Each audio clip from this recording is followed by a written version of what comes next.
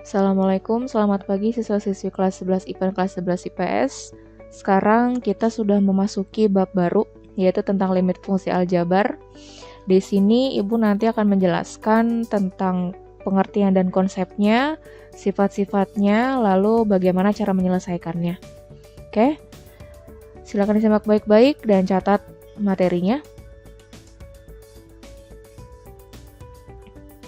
Pengertian dan konsep limit. Jadi di sini limit adalah nilai hampiran atau nilai pendekatan suatu variabel pada suatu bilangan real. Nah, limit secara umum dinotasikan seperti ini. Ini dibacanya limit fx ketika x mendekati c, maka hasilnya L. Oke. Suatu fungsi fx dikatakan memiliki limit jika dia memiliki syarat seperti ini.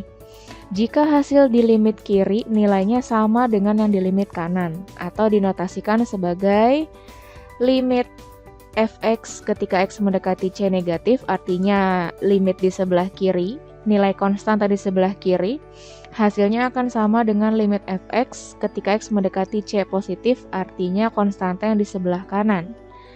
Oke, maksudnya gimana? Jadi di sini Ibu udah fotoin contoh di halaman 171 pada buku paket kalian.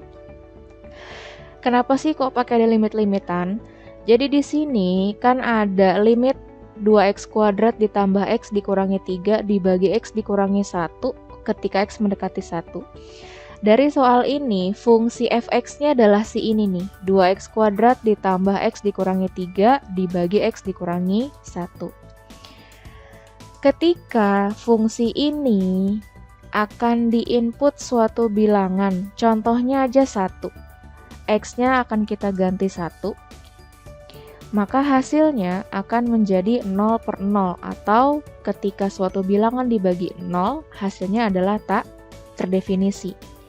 Nah, ini adalah bukti kalau tidak semua nilai x yang diinput atau disubstitusi ke fx akan ada hasilnya.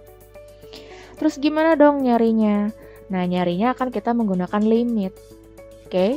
Di sini dikatakan fungsi akan memiliki limit kalau misalnya nilai di limit kiri sama dengan yang di limit kanan.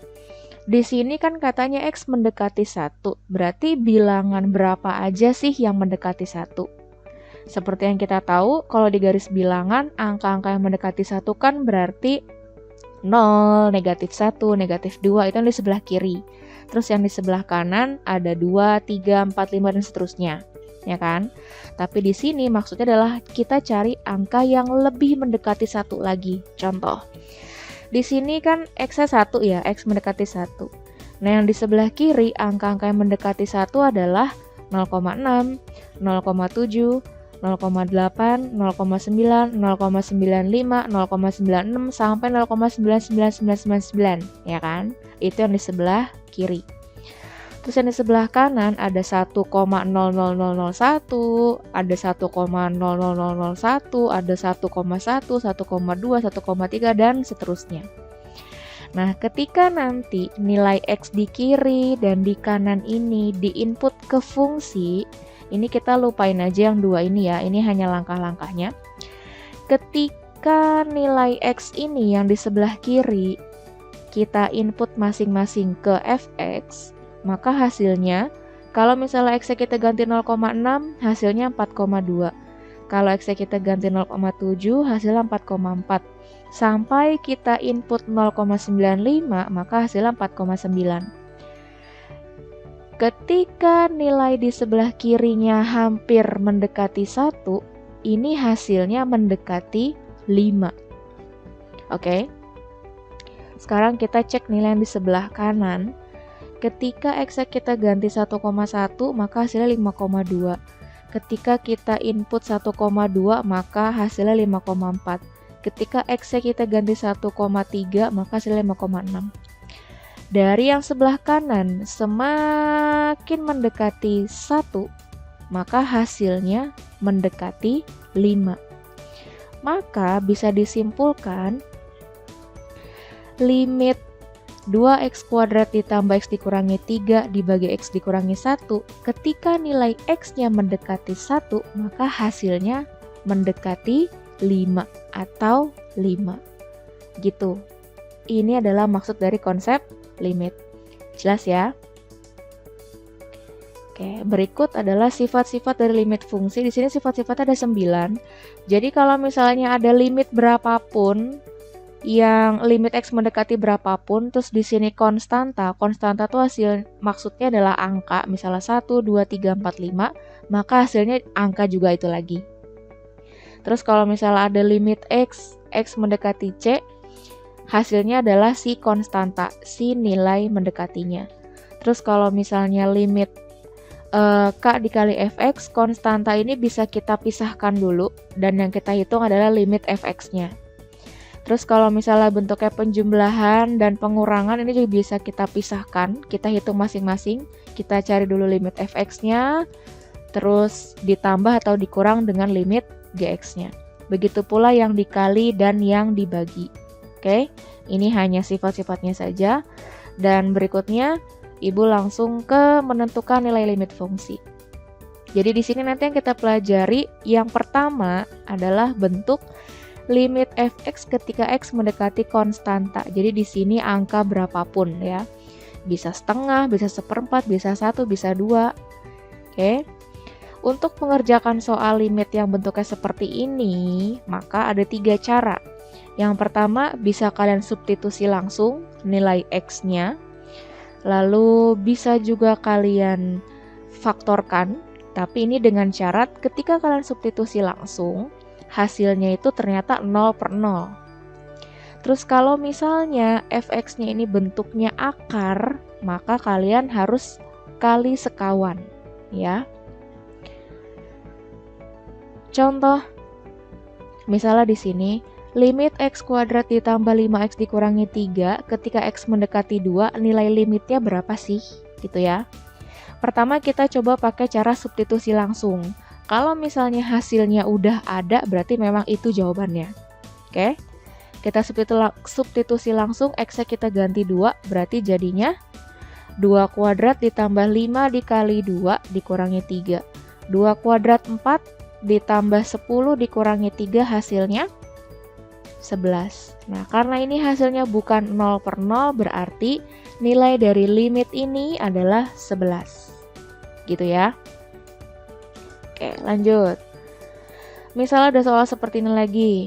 Limit x dikurangi 2 dibagi 2x ditambah 4, ketika x mendekati 2, berapa sih nilai limitnya? Kita coba substitusi langsung. X-nya kita ganti dengan 2, berarti, maaf ini negatif 2 ya. Jadinya negatif 2 dikurangi 2 dibagi 2 dikali negatif 2 ditambah 4. Negatif 2 dikurangi 2 berarti negatif 4. Dibagi 2 dikali negatif 2, negatif 4 ditambah 4, berarti hasilnya negatif 4 dibagi 0. Hasilnya tidak terdefinisi. Jadi nilai limit ini adalah tidak terdefinisi. Oke, lanjut. Yang ketiga, bagaimana dengan hasil ini? Nah, kita coba input dulu x-nya ya. Kita input x-nya kita ganti 2, berarti jadinya 2 kuadrat ditambah 3 dikali 2 ditambah 2 dibagi x-nya kita ganti 2 lagi, 2 ditambah 2. 2 kuadrat 4, 4 ditambah 3 kali 2, 6 ditambah 2 dibagi 2 tambah 2, 4. 4 tambah 6, 10, 10 ditambah 2, 12, 12 dibagi 4, hasilnya 3. Nah, karena ini hasilnya bukan 0/0, maka nilai dari limit x kuadrat tambah 3x ditambah 2 dibagi x tambah 2 ketika x mendekati 2, hasilnya 3. Jelas ya? Ini adalah beberapa contoh yang bisa kalian kerjakan dengan cara substitusi langsung. Oke, kita ke contoh berikutnya. Di sini ada soal nilai limit x kuadrat dikurangi 9 dibagi x dikurangi 3. Ketika x-nya mendekati 3, nilainya berapa sih?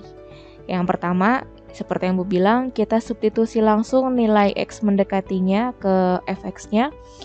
Ternyata ketika kita coba, hasilnya itu 0/0. Karena 3 kuadrat itu 9, 9 dikurangi 9 kan 0. Terus X-nya kita ganti 3 lagi, 3 dikurangi 3, 0. Karena bentuknya 0 per 0, maka seperti yang Ibu bilang sebelumnya, akan kita faktorkan. Yang difaktorkan yang mana? Yang kita faktorkan adalah yang bentuknya kuadrat. Oke? Yang bentuknya berpangkat yang kita faktorkan.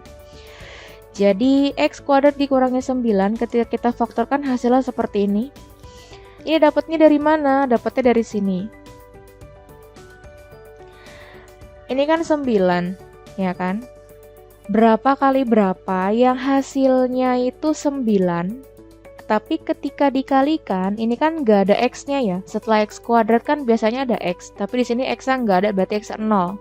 Berarti artinya, berapa kali berapa sih yang hasilnya 9, tetapi ketika dikurang atau ditambah hasilnya 0, yaitu 3 dikali 3. Terus gimana biar 3 dengan 3-nya ini hasilnya 0? Ya tinggal tandanya saja, yang satu dikurang, yang satu ditambah. Karena dikurangi 3 atau negatif 3 ditambah 3 kan hasilnya 0, ya kan? Terus negatif 3 dikali plus 3 hasilnya kan negatif 9. Oke? Nah, kalau misalnya pemfaktorannya sudah, di sini kan kamu bisa lihat ya, atas bawah ini bentuknya sama nih, X dikurangi 3, berarti ini bisa kita coret. Berarti sisanya adalah limit X ditambah 3. Karena sudah sederhana, maka nilai X-nya ini akan kita ganti dengan si 3. Jadinya 3 ditambah 3, berapa? 6, betul. Maka nilai dari limit X kuadrat dikurangi 9 dibagi X dikurangi 3 hasilnya adalah 6. Oke. Lanjut ke contoh yang nomor 5. Nah, di sini ada soal lagi. Nilai limit X kuadrat tambah 2X dikurangi 15 dibagi X kuadrat dikurangi 4X ditambah 3 ketika X-nya mendekati 3, berapa sih hasilnya? Yang pertama kita input dulu X3-nya ini ke Fx ya. Ternyata ketika kita substitusi hasilnya itu 0 per 0. Nah, berarti mau tidak mau kita faktorkan. Yang difaktorkan yang mana? Karena atas bawah bentuknya sama-sama kuadrat, ya berarti atas bawah kita faktorkan dua-duanya. Yang pertama yang atas, X kuadrat ditambah 2X dikurangi 15. Kita cari perkalian berapa sih yang hasilnya 15? Berapa aja? Ada 1 dikali 15, terus ada 3 dikali 5. Oke, dari dua perkalian ini mana yang ketika ditambah dan dikurang hasilnya 2? Betul, 3 dan 5. Oke. Terus sekarang kita cari perkalian berapa sih yang hasilnya 3? Cuma 1 kali 3. Oke, ketika ditambah atau dikurang 1 sama 3-nya ini bisa nggak hasilnya 4? Bisa ya? 1 tambah 3. Oke, kita coba faktorkan. Yang atas tadi kita bilang kalau misalnya perkalian 15 yang dipilih 3 dan 5. 3 dan 5. Gimana caranya biar jadi positif 2? Berarti plus 5 dikurangi 3. Dibagi, nah yang bawah kan tadi perkalian berapa yang hasilnya 3 ya kan? Cuma 1 dan 3, 1 dan 3. Gimana caranya biar jadi negatif 4? Berarti caranya negatif 3 dikurangi 1. Hasilnya negatif 4. Sampai sini tanpa pemfaktoran paham ya?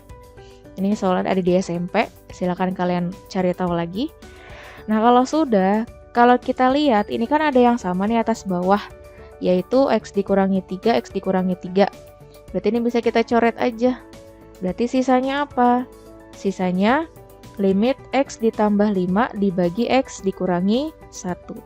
Karena bentuknya udah sederhana, ya udah tinggal kita masukin aja nilai 3 ini ke X. Berarti jadinya 3 ditambah 5 dibagi 3 dikurangi 1. berapa? 4. 3 ditambah 5, 8 dibagi, 3 dikurangi 1 kan 2. Berarti 8 dibagi 2, 4. Jelas ya sampai sini ya? Oke, inilah cara atau beberapa contoh soal yang menggunakan dengan menggunakan pemfaktoran, karena ketika disubstitusi langsung, hasilnya ternyata 0/0.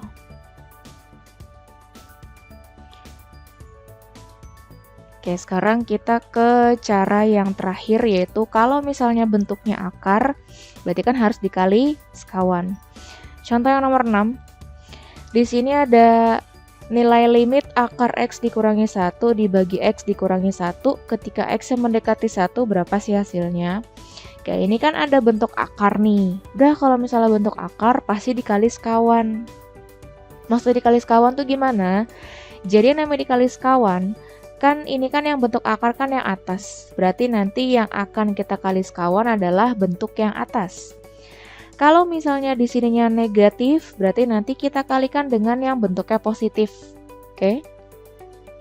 Atas bawah kita kalikan dengan yang bentuknya positif, yaitu kita kalikan akar X ditambah 1 dibagi akar X ditambah 1. Nah, ini cara ngaliinnya adalah atas dikali atas, bawah dikali bawah. Jadi seperti ini. Oke, kalau sudah, ini yang paling atas, kan kalau kalian lihat bentuknya sama ya. Akar X, 1, 1. Tapi cuma beda di tandanya doang. Nah, gimana cara ngaliinnya? Cara ngaliinnya adalah kalau misalnya bentuk depan belakangnya sama, ini tinggal kalian kali aja. Akar X dikali akar X, terus 1 dikali 1. Akar X dikali akar X, ini kan dalamnya sama ya. Kalau dalamnya sama, akarnya hilang, jadi tinggal X-nya aja. Oke? Terus negatif 1 dikali 1, negatif 1.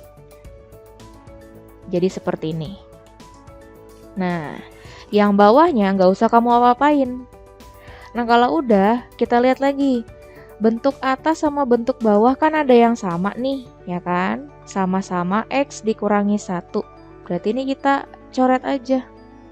Berarti habis sisa 1.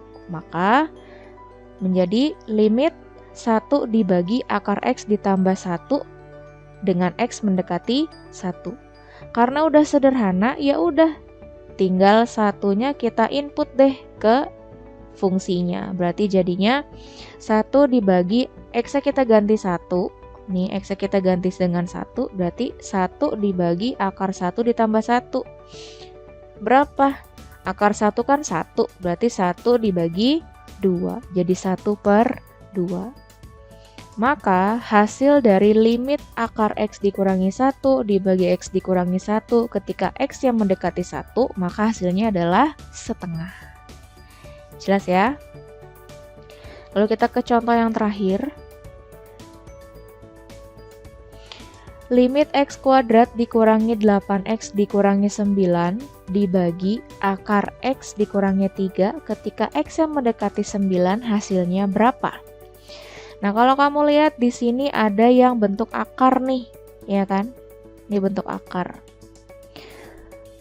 Tanpa berlama-lama pasti akan kita kali sekawan. Berarti nanti akan kita kali dengan akar X, karena ini dikurang jadinya ditambah 3. Oke, kita kali sekawan. Nah, di sini selain kita kali sekawan, kamu lihat deh, ini kan bentuknya kuadrat ya. Berarti nanti akan kita faktorkan. Oke. Berapa kali berapa yang hasilnya,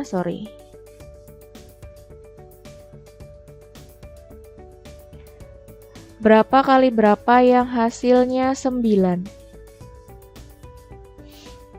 Ada 1 kali 9. Terus ada 3 kali 3. Ya kan? Mana yang kalau ditambah atau dikurang hasilnya negatif 8? Betul, yang 1 dengan 9. Gimana caranya biar jadi negatif 8? Yaitu 1 dikurangi 9. Berarti yang 9 nanti tandanya negatif. Oke? Berarti hasil dari pemfaktorannya adalah X dikurangi 9 dikali X ditambah 1 yang tadi Ibu bilang ya. 9-nya negatif, 9-nya negatif.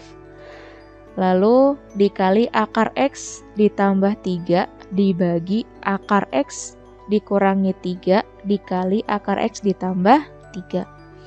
Yang atas diamin aja, karena yang akan kita hitung yang bawah. Ini yang bawah bentuknya udah sama-sama akar X, terus sama-sama 3, cuma beda tanda. Ngitungnya sama lagi kayak tadi. Berarti tinggal akar X dikali akar X, terus 3 dikali 3. Berarti yang atas tetap tidak berubah, yang bawah tinggal akar X kali akar X, X. Negatif 3 dikali plus 3, negatif 9.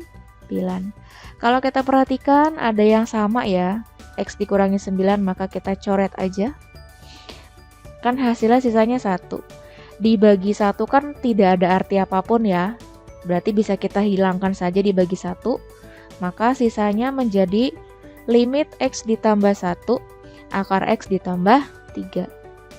Karena sudah sederhana, ya sudah, berarti X tinggal kita ganti dengan 9. Oke? X kita ganti 9 menjadi 9 ditambah 1 dikali akar 9 ditambah 3. 9 ditambah 1, 10. Akar 9 itu 3, berarti 3 ditambah 3, 6. Maka 10 dikali 6 hasilnya 60. Berarti nilai dari limit X kuadrat dikurangi 8X dikurangi 9 dibagi akar X dikurangi 3 ketika X yang mendekati 9 hasilnya adalah 60. Jelas ya? Baik, sampai sini dulu pembelajaran limit kita hari ini. Kalau misalnya ada salah-salah kata, tolong dimaafkan. Terus kalau misalnya ada pertanyaan, silakan kalian tanyakan di forum diskusi. Ibu tunggu pertanyaan-pertanyaan dari kalian jika memang ada yang ingin ditanyakan. Dan kurang lebihnya Ibu mohon maaf. Wassalamualaikum warahmatullahi wabarakatuh. Sampai bertemu di bentuk limit berikutnya.